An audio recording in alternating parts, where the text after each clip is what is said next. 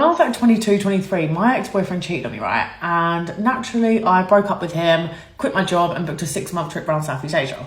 Now, I actually spent quite a lot of time planning this. I'm talking Thailand, Cambodia, Vietnam, Philippines, Bali, Laos, everywhere. So the first destination on our list was Thailand. So we got on a plane and went straight there. Did a few different places, did Bangkok, did a full moon party, and then ended up in a place called Koh Tao. So Koh Tao is this beautiful island and it's known for having one of the best viewpoints in Thailand. So one day whilst we're there, me and the girl I was with decided to go up to this viewpoint, get some pictures, look at the view, you know, touristy kind of stuff.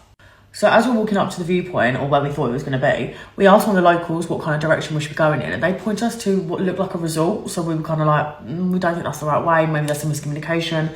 So we've gone a different direction and started walking uphill. It's got to be uphill, right?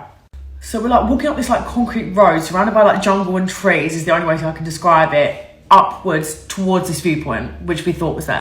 And then as we're walking up, it starts to rain and we kind of realise we're going in the wrong direction. And if you've ever been to Southeast Asia, you know that when it rains, it pours. And then because it was raining so much, a stream of water started to go down the concrete road.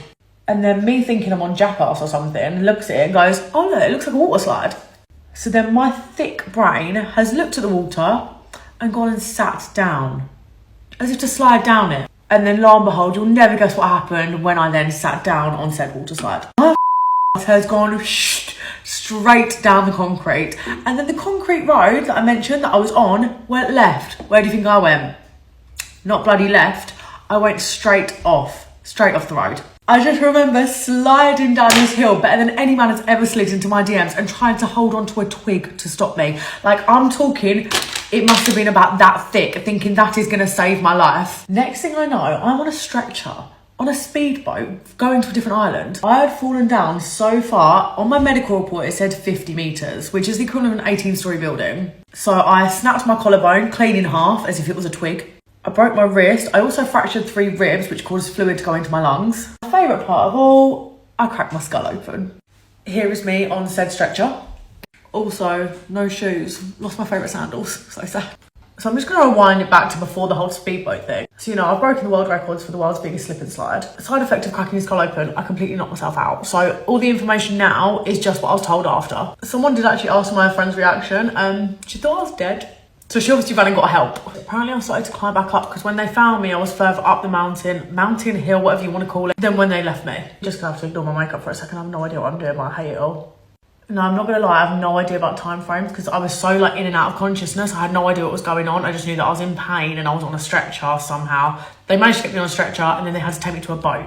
The reason for this is because there's not actually an A&E in the hospital in Koh Tao. I'm not even sure if there is even a hospital in Koh Tao, but basically I had to get over to Koh Samui. Now, I actually remember getting consciousness on this boat for one reason. I was in agony. So that little bit of rain that caused this entire thing turned into a thunderstorm. So you can imagine what the waves were like on this speedboat journey. The pain from that boat was so bad. Of all the blackouts I had in that like 24 hours, that's the thing that I remember the most. So we get to the hospital in Koh Samui. Now, over the next like, must have been about 24 hours, I did wake up and was in and out of consciousness. I just don't remember it. Again, time frame wise, not that good, but I'm pretty sure the next day I woke up and my mum was next to bed.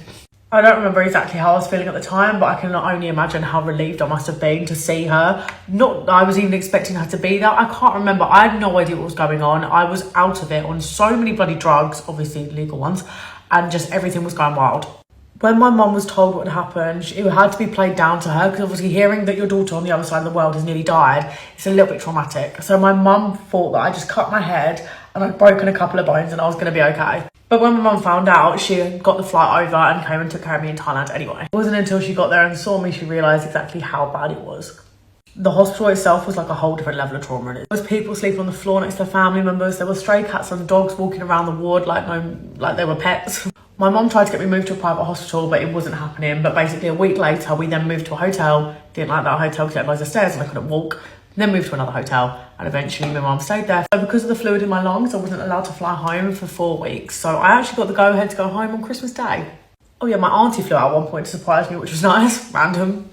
It was by far one of the most traumatic things I've ever gone through in my life. But it's a bloody good story to tell at a party and I never hesitate when someone says, tell me something interesting about yourself.